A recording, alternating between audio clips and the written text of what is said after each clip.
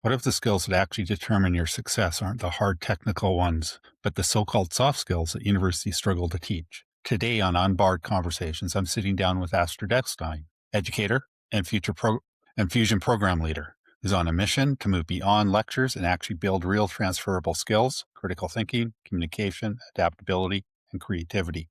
We're talking the explore, apply, reflect model, why conflict is necessary for growth, how to make learning fun instead of forgettable, and the truth about turning information into behavior change in the AI era. If you're a business student, young professional, or educator who wants honest feedback on building the mad skills that matter, this is the conversation for you. Let's get into it. Let's start with the work world first. What motivates me there honestly is just seeing students progress and seeing the light bulb moments, especially with the work that I'm doing. It's really and truly having students create the sets of skills necessary that they have more than a very expensive piece of paper attached to them at the end of the day. Because you and I both know a university education is not inexpensive. But at the end of the day, if all it is a piece of paper, that was a huge waste of money. No offense, but in my opinion, it's a very expensive piece of paper unless you can do something with it. And so that is what motivates me, is for students to help figure out, how am I going to use these skills going forward? What am I going to do with this degree, with my skills, with who I am? From a personal perspective, what motivates me is vacations, time off. I love to garden and do all the.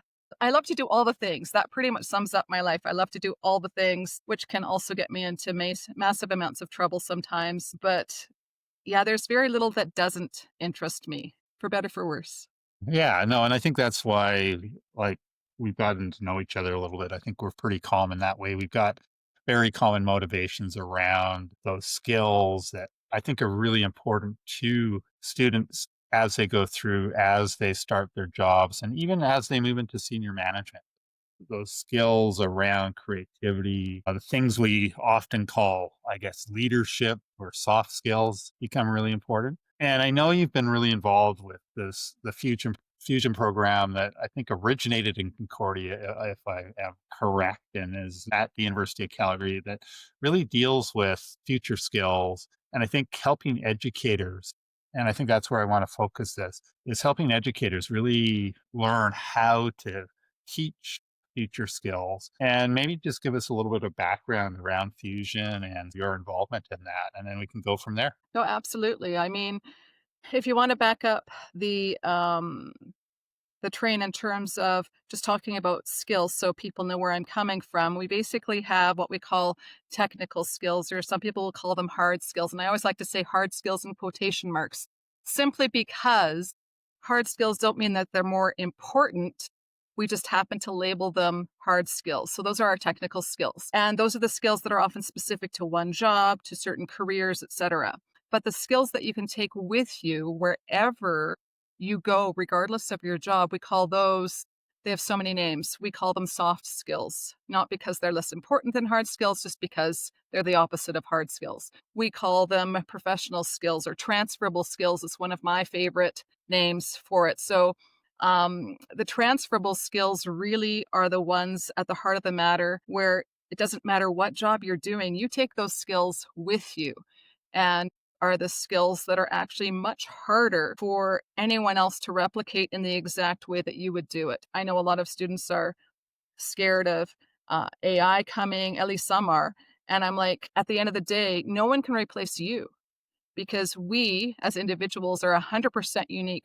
There's no one else like us in the entire world. And so, what I love to do is to really emphasize that no one else can use your transferable skills the way that you do, but you get to take those skills with you. They're part of you wherever you go. In terms of fusion, what it links back to is that at the time fusion was just coming out, they needed people to try it out and use it. And at that point, I was teaching within the Haskayne School of Business co-op program. And so they're like, here, this seems like a good fit. Go try it out. And I used it there. At the time that followed, I was also teaching in the honors program. And again, I'm like, let's try it out. And really, it was just a matter of sitting down with the modules that had been developed at that point. At that stage, there were 3 modules. They were metacognition, which is thinking about your own thinking. It was communication and problem solving. And so they said those are the three most critical skills. And when the program first developed, that's the three that they were focused on.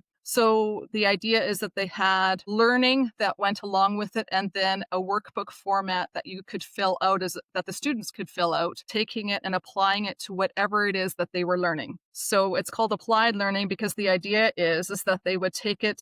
In my case, it was the co-ops. So they would take it and say, well, this is the communication I'm working on within the workplace. Here's the skills that they say I'm supposed to be using. And then it was basically this experimental process where the students could say, well, now I'm going to try this, see what happens. Now I'm going to try this, see what happens, etc. And really trying to discover the reality between what the academics say and what real life experience provided them with. But then more than that, putting that together and really trying to discern then, well, what does that mean about me going forward?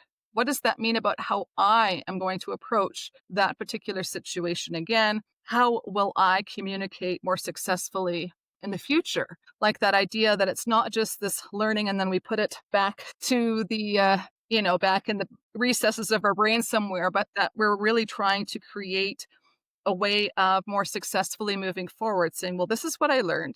This is how I'm going to use it. So this is how I'm going to change my behavior for the future. And it was that change behavior piece that I think that I discovered over time was by far the most difficult, because it's much easier for us to recognize, well, this is what happened. This is how it went. And, we can talk about all the good lessons, but then changing our own behavior, that's next level, because it is not easy to change our behavior. And so over a variety of different, like I said, sins, etc. That's what I sorted out primarily from those things. But I also discovered for the students themselves, they discovered the value in that critical self-reflection in terms of going, oh, well, I never thought about it that way, because we tend to approach virtually every problem that's out there with the behavior that has worked in the past, right? Yeah. Without maybe thinking, oh, well, maybe I should try something a little new, or how can I modify it to make it a little bit better? And so it really provides an opportunity in a relatively safe way for students to go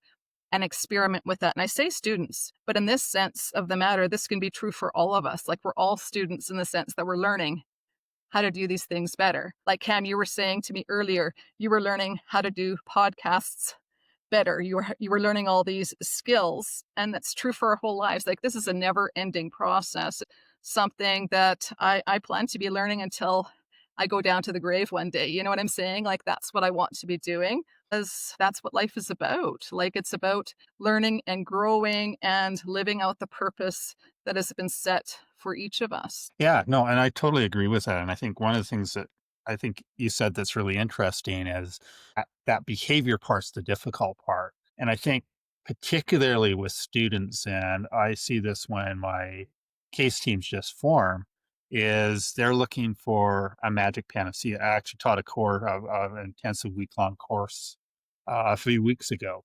And I think a lot of students were looking for this panacea type of thing that here's the wisdom. This is how you learn how to communicate better. And I think the first couple days were really just getting them to start to take that in. And I think you mentioned this idea of critical reflection and the way that that plays a role. So maybe talk a little bit about that in terms of how you wound up using that, especially in those early days when I'm sure you were like me when I first started coaching teams. I had no idea what I was doing. That pretty much sums up my life, I think. I'm really good at faking it until I make it. And that's what it is, right? Because none of us, have you ever heard that saying, you don't know what you don't know? That's the problem. We don't know what we don't know. And so it's only when we get thrown into new experiences that we haven't been in before, or new people or new situations or whatever, where all of a sudden we're like, I have never dealt with this. Like, what am I supposed to do in this situation? Or if we throw our regular, again, in quotation marks, our regular way of behavior into that situation, it doesn't work. It's like, well, now what? We often will get stuck because we don't know what we don't know. And part of the challenge, of course, is that we as human beings, I think, like to think that other people think the way that we do, that other people's brains function the way that our brains function, that they learn the same way that we do, that they can almost read our minds because we're like, "Well, oh, it's so obvious. Like, I can't see why you can't see what I'm talking about. Like, what's the problem with you?" type thing. But that's human nature. That's human nature. Like, we all like to think that our way of doing things is often the best way or the way that should be followed because clearly it's so obvious. And then it's not until we start talking and dealing with other people that we begin to realize how different we all are that way. And like I said, it's that individuality that really brings not only the strength to the situation, but it also creates the great challenge because until you've started dealing with folks who are different than you in a successful way, you don't know what you don't know. And so at the beginning for me, getting back to the root of your question, it was like literally I was just doing the things that I was told to do. They're like, this is the best practices. And I'm like, okay, well, I'll just do what they tell me is best. And over time, what I discovered is that when it comes to critical reflection, that there probably is no one best. There are multiple excellent ways, and it really depends on the situation and it depends on the individual that is going through that, and even the circumstances and the time of their life and what possibly is going on with the rest of their lives. When it comes to the Fusion workbooks, it stands, I think, for, let's see if I can remember, the future, gosh, now I'm forgetting it. The Future Skills, Skills innovation. Innovation Network, I believe Yeah. that's Yeah. exactly it. And so they were trying to come up with these generic workbooks to teach these transferable skills to any student in virtually any situation. So it's really quite generic. It's like, well, here's, what we've discovered to be the best tools. You go through what they call the explore phase. The explore phase is just like learning about the skills and thinking about how have I done this in the past. Okay, so you put that to the side. Then the next phase is really the one that I think takes the longest, is that what they call the apply phase. So the apply phase is where you're just going out and you're trying new things. But you're really trying to take the time to say, okay, I'm going to try this skill this way, and I'm going to try this way. And you're sitting back and trying to observe, see what happened.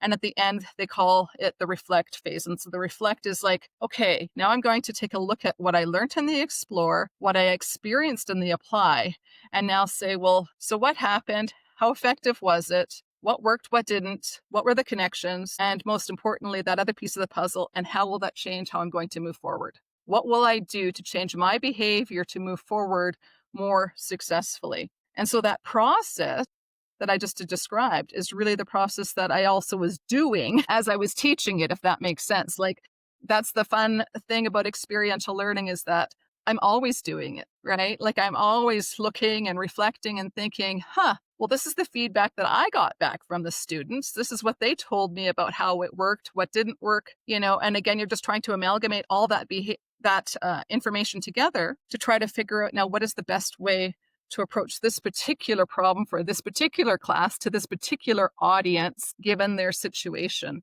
And I so, think yeah. that's really interesting because one of the things I've been doing, and it was something I developed with a friend of mine. He was a Haskell grad, was trying to hire Haskell grads, and was figuring out that he wasn't hiring Haskell grads, and here were some of the reasons. And so we went to a couple of breakfasts because breakfast was cheap compared to dinner. And we came up with this idea that I've been doing for probably about 15 years in all my senior courses. And originally it was a log. Now it's a blog that's done at Haskell on D2L as a private blog between me and the student. And it's really about getting them initially just to set some goals. And I don't really care what those goals are unless it's a grade. They get docked for a grade because a grade's an outcome, right? And I think that's the place that we start with that. But really, the whole idea behind that is, yeah, reflect on what we've been learning and give me some feedback along the way. But what really I'm looking for is, yeah, what's the things you're going to take away? How are they going to impact you? And I think that's been a really powerful type of tool over the long term. And it's gotten much better because one of the things, especially on D2L, is I'm able to read them. That notifies me that someone's put in a reflection. I can go read it and I can give them this instantaneous feedback.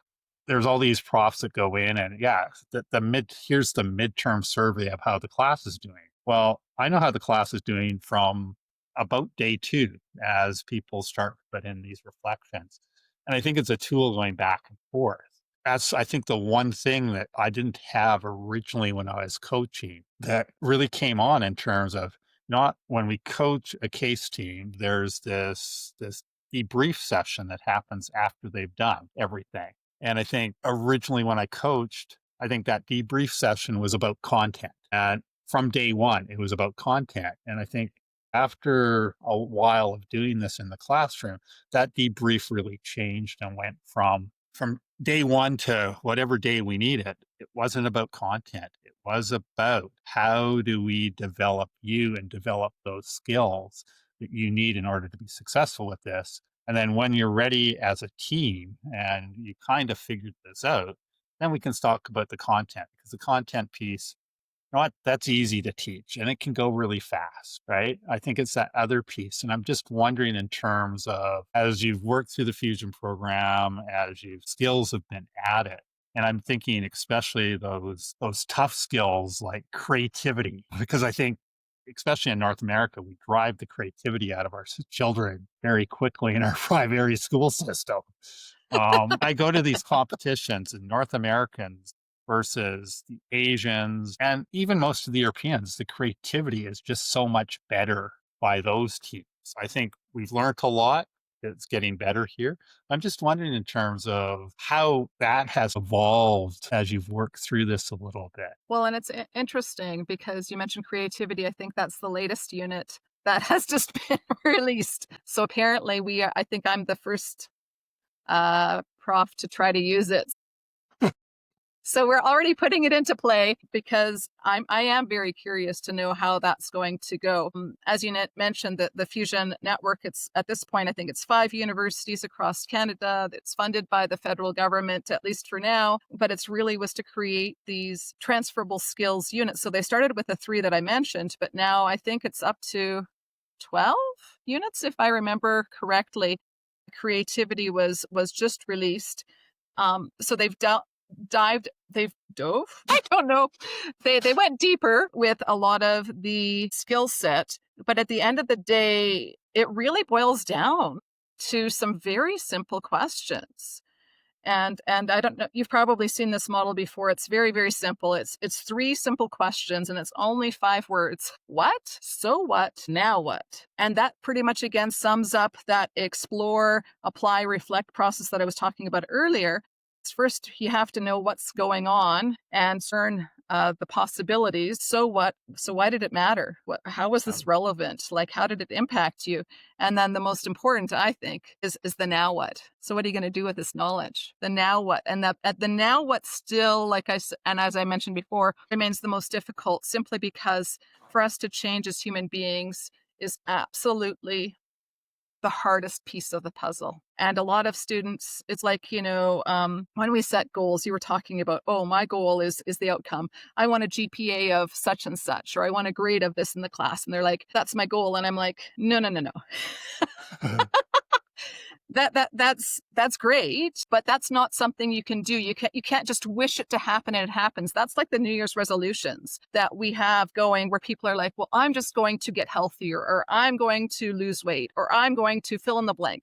Folks, if we could wish those things to happen, there would be no business out there for people exercising, or there would be no Weight Watchers. There would be no need for, you wouldn't see sales on like treadmills and all the rest of it at New Year's. Like, none of that would yeah. happen if it was that easy. And so that's really where the rubber hits the road. It's like, well, what are you going to do about it?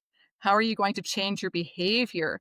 And it's those behavior changes where over time, I've discovered, and I've just tried to tease out the pieces, like, what can we do as human beings to change our behavior? And that probably has become the most interesting piece of the puzzle. Yes, we need to make goals, absolutely. But at the end of the day, it is our everyday behavior that drives whether we actually make it to where we're hoping to get to. Yeah, and I really appreciate that. I think one of my best, most profound experiences was in Budapest. I had a team that competed in the first case, and we all walked out of the room knowing that we were the last place team in a pool of 4. And I think we had some pretty good ideas of what the judges saw as the errors. And we had this wonderful opportunity of walking to dinner that evening. So we were in Budapest and we walked down to the Danube. There's a boat that we were catching dinner on. Thank God it was on the pier and tied to the pier. Otherwise, we would have missed it because I think the what should have been a 15-minute walk turned into at least 45 minutes. And it was really just like a discussion amongst all of them, including myself, in terms of just talking about what happened and how can we start to understand why that happened. So the so what piece of it. And then really a talk about what do we do next? How do we go?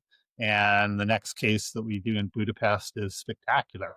And the next case they did in Budapest was spectacular. We had a little bit of advantage because the next day was a cultural tour. So it was, I don't know, 14 hours on a bus through through rural Hungary, getting off at these different things.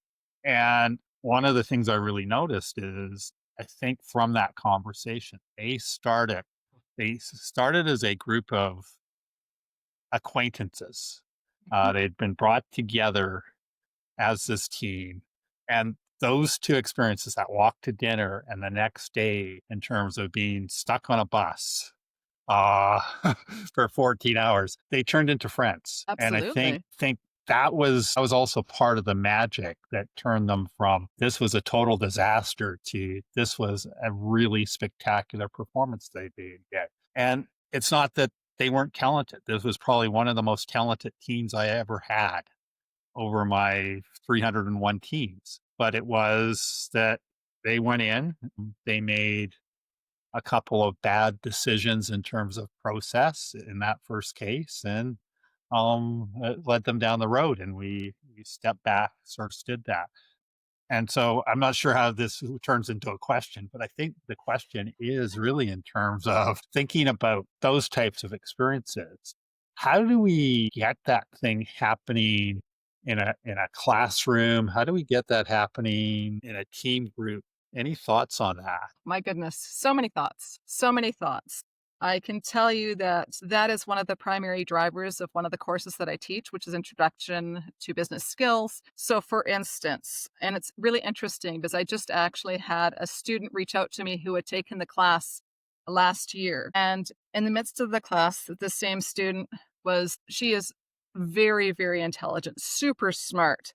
And that was her struggle. Like she's like, my group members aren't doing the things and I don't know what's wrong with them, but I cannot deal with this, and I won't go into the exact details, but I totally got it. And I'm like, listen. So at the end of the day, I said, we got to talk about here's your strengths. I said, what are the strengths of your group members? Because we all have strengths. So what do they bring to the table? The whole class really is situated on figuring those things out, learning how to work with a group of individuals who you probably have never met before, who all are extremely different from you. And so the entire class is structured around group and group exercises. And the students get frustrated because they're like, oh, I'm in a crappy group or whatever. And it's like, welcome to real life. You don't know who you're going to be with. And some groups you're not going to enjoy as much as others, but you still need to be able to make the best of the situation. So the question is, what are you going to do about it? Goes back to that. What Yeah. are you going to do about it? Are you just going to sit back and wallow and go, woe is me?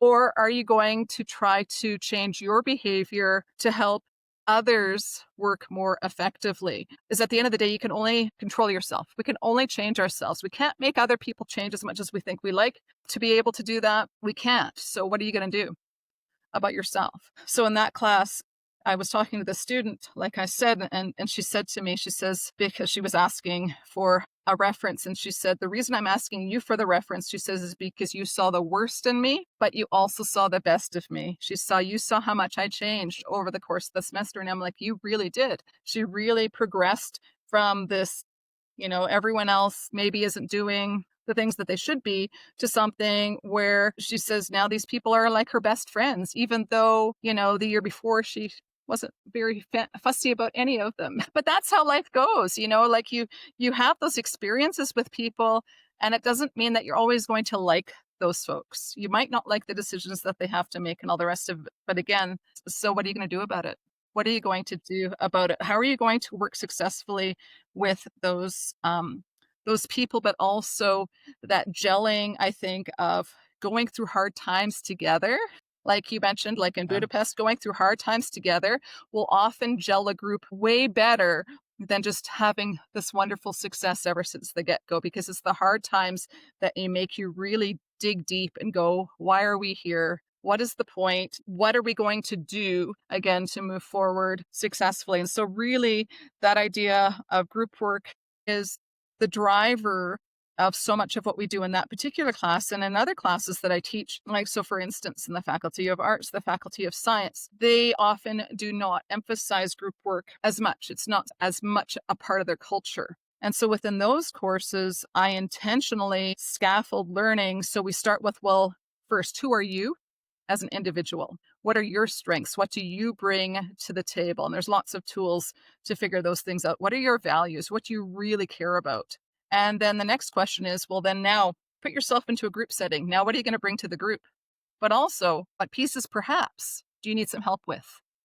Right. So, in other words, we call it how will you mentor others, but how will you need to be mentored? Because we all need to be mentored in certain areas. Right. And that then goes into the team charter. And the team charter, I'm sure you're very familiar with it, but it's just, again, a way of the group members communicating with each other. These are our rules. And your rules as that team don't have to be the same as anyone else's rules. They're just the rules that you agreed upon. And one of the things that I often will emphasize, especially for student groups, is that you need to come up with a decision-making process that you're going to use. And oftentimes we've been taught like it's like majority rules, it's like a democracy, or we have to come to a unanimous decision. And what I suggest to groups is that neither of those is particularly effective, especially if you're going for speed, or you're a situation where if you have a small minority, that might always be left out, right? So those folks will never feel like they're part of the group if you do that. Instead, a better approach is, what's a decision that everyone can live with? What's a decision that everyone can live with, regardless of whether you think it's super fantastic? Like at the beginning, you just need a starting point where everyone can buy in, so you're all in the same boat together. And that you're traveling together and you don't have some people off using your word picture before, say off on the dock somewhere, just watching the people boat away or whatever. Like, you need to be together on the journey if you're going to figure those things out. So those are some of the things. And then after we build the skills, we talk about it. Another key thing that I like to bring up is the idea of conflict. And it seems to be in our society today where we have become very conflict averse, where no, we should all get along, we should all think the same things. And you know what? We're never going to all think the same things. I don't care, but we have to be able to disagree with each other in a way where we're not hurting one another. Where you can just speak the truth to other people and they can speak truth to you. And you don't have to be besties. You don't have to agree about everything that they say, but that you can still work together. So this idea of conflict, I just try to present it as being absolutely, utterly, not only normal, but expected. And then students are like, no, no, no, no, no, we're not supposed to have any conflict. And I'm like, yeah, you should be having conflict, because if you're having zero conflict, what does that mean? Does it mean that you are all just going along with each other because you all want to just be best friends? If you're trying to really and truly come up with the best decision, there will likely be some conflict, because you all have different backgrounds, you all have different thought processes, you all have different experiences. And to get the best decision out of that does not mean going along usually with one person. It means trying to come up with something that's even better than what any one person could come up with, which means you will have conflict. So the issue is not conflict, it's out of control conflict. And making a distinguishing between those two, I think, is really huge. And just normalizing conflict and say, yeah, you're going to disagree with people. That's okay. How are you going to deal with conflict? And giving them the tools and the language with which to discuss those things is really big. And then the last piece of the puzzle is giving them things to do. So in the one class that I'm thinking about right now, we give them a group presentation. And so you're talking about students from virtually every faculty across campus, some with lots of work experience, some with almost zero, if not zero, and everything in between. Some students who are mature, some students who are almost fresh out of high school, and again, this vast variety of people. So, what are you going to do to make a presentation successful? And so, it doesn't mean that always the groups are successful because a lot of times, excuse me, a lot of times I think we're taught or what students think is group work is like, okay, well, we'll just divvy up the tasks. You do this, you do this, you do this, you do this, and we'll just throw it together all at the end and hand it in and go, oh, our group project is done. And oh, dear Lord, I can't tell you how often you see those. And as an instructor, you're like, oh, kill me now. Just kill me now because this is not a group project. This is 4, 5, 6 individuals handing at things and then pretending it's a group project. A group project is when you are pulling those things together, and that's a much tougher thing to do. Much Yeah, I tougher. totally agree with that. I think one of the things, and I always tell students this, especially in my case course, I really want a course where they make a presentation, and if I walk out of the room, they know they haven't they haven't done what I was expecting them to do.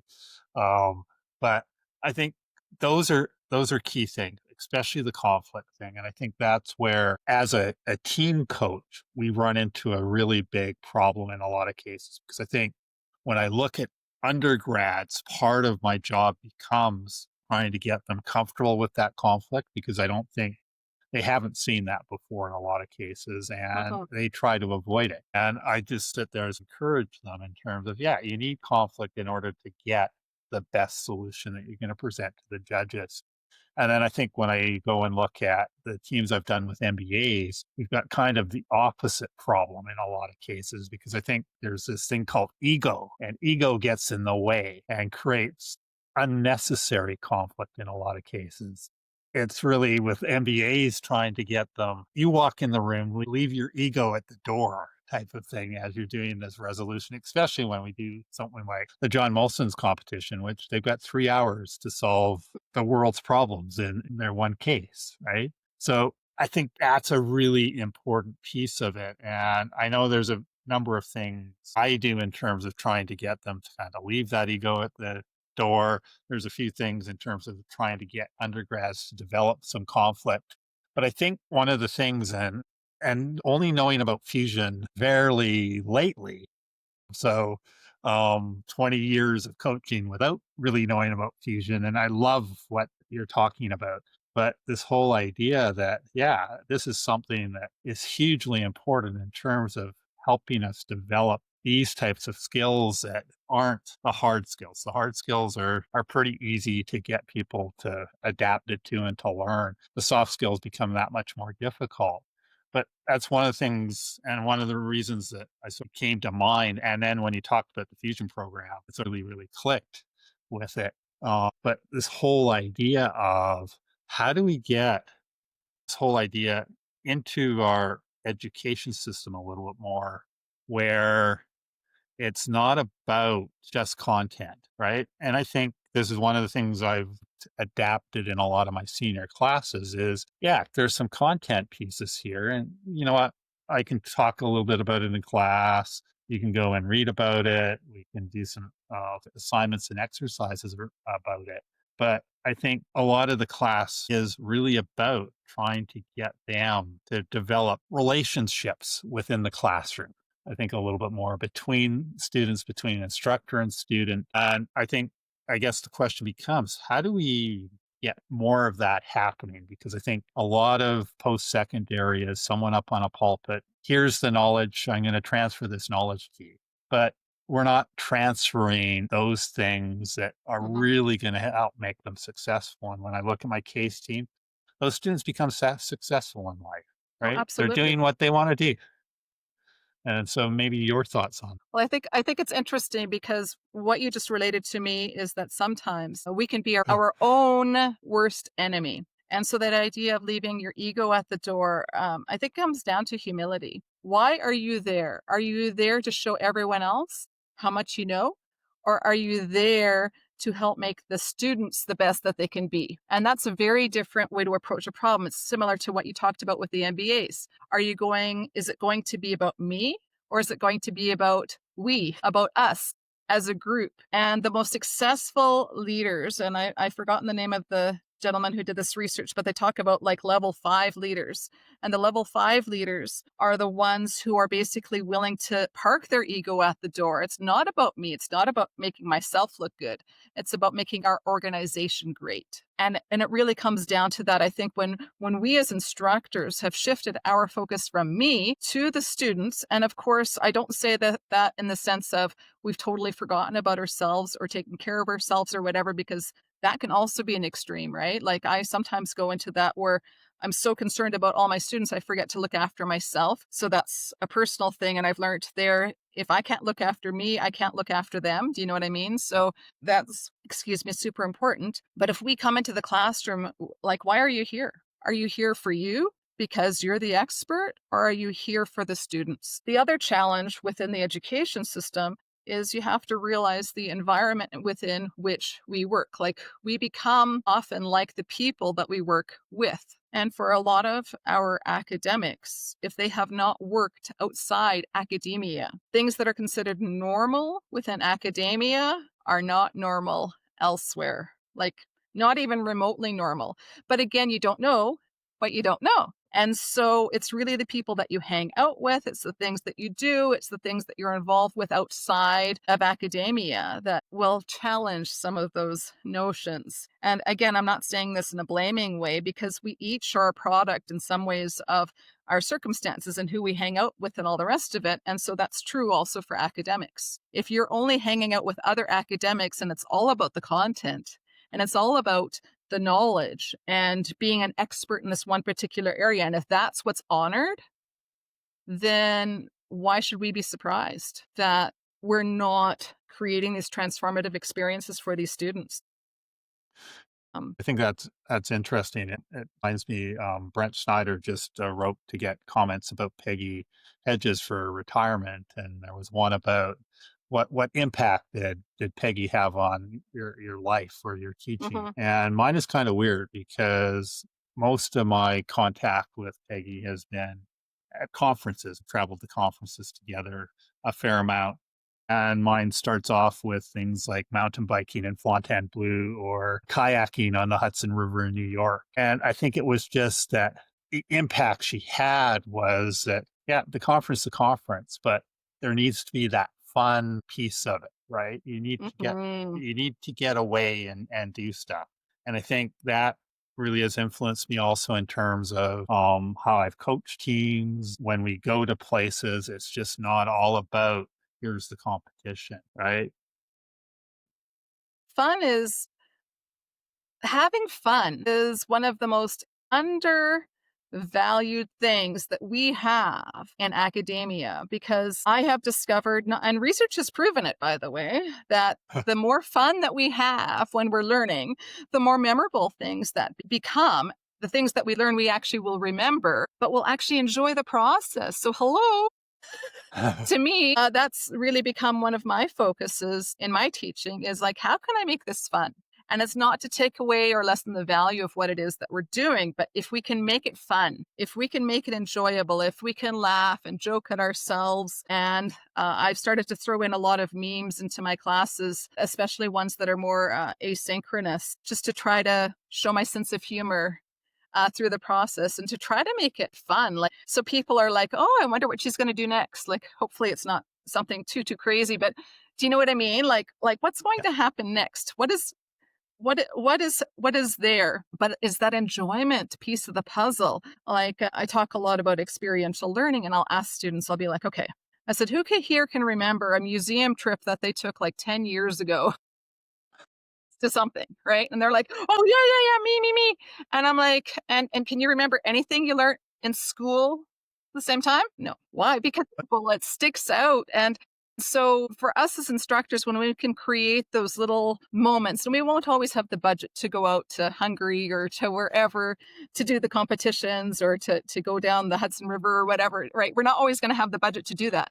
But what are the small ways that we can make those moments happen? And how can we focus on really and truly what our focus should be? And that is moving our students forward so that they can be successful as they move forward. Like I said, that is really the one thing that drives me. You asked me at the beginning what motivates motivated me, and that's it. It's like that degree has to be way more than just a piece of paper. It has to be something where they can communicate successfully about themselves. It has to be something where they have become a new person and that they can communicate the skills that they now have and that they can take forward into the workplace and that they can communicate what makes them one of a kind. Because again, no one else can be you. So how are you not only going to be you, but show others what you that is? Yeah, no, I totally agree with that. And I think one of the things, and I think my trademark as a coach, as teams go off, if we have a pre-debrief going to into the case room or something like that, my last advice is to have fun. And what I would, I think I've called this mad skills, and that all of these, there's some hard skills, there's some soft skills, a lot of them are soft skills, etc. But as I do more of this, I think one of the skills that is missed out and it's not listed is fun, because I think it's important. And I think if I look at the teams that have been successful, the times that I think I've had success in the class, there's a fun element always Mhm. added to that. And I think it's so, so important. And I think it's also one of those things where it's one of the things that makes us even uniquely Canadian. Canadians have a really wicked sense of humor. And the reality is because we're so close to the States, I think a lot of our curriculum, a lot of our thought process, et cetera, sort of comes into Canada and we grab onto it. And Americans don't have the same sense of humor that we do. I think in that way we're much more British. Most of us will get the British comedy Yeah. and all the rest of it, and they'll talk about the British comedy, and most Americans are like, I don't get it. I don't get it. And I just think it's hilarious. Like, I mean, I grew up in the era of SCTV. You're probably not Yeah. old enough for that, but anyhow. And to me, that was just such a formative part of who I became, like that ability to poke fun at Yeah. ourselves and just to have a laugh, because being able to laugh at yourself or even at your own expense because you're confident enough in yourself to be able to do that is often one of the best ways to deal with conflict, because people will go, oh, they're just a human being. Like it'll chime into that humanity piece of us where we're like, oh yeah, it's just they're just people, just like me, different people, but people just like me. So we don't have to agree about everything, but humor is actually one of the things I think that can draw us together, because when you sit down and you laugh together, you can really form those bonds in ways that wouldn't otherwise happen. And so, ironically, like I said, that's become one of the new parts of focus. And I research everything. So, I bought a book which talked about, how can we bring humor into our lives? How can we Yeah. teach effectively with humor? And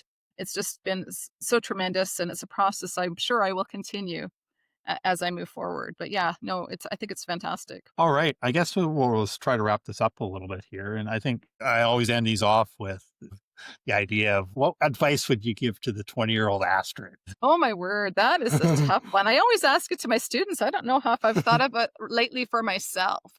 I think I would encourage the 20-year-old self to go and live outside the box a little bit more, to be able and willing just to go and experience life and try new things and experience other perspectives, experience other points of view, and to have more fun. Yeah, I think that's awesome advice. Thank you.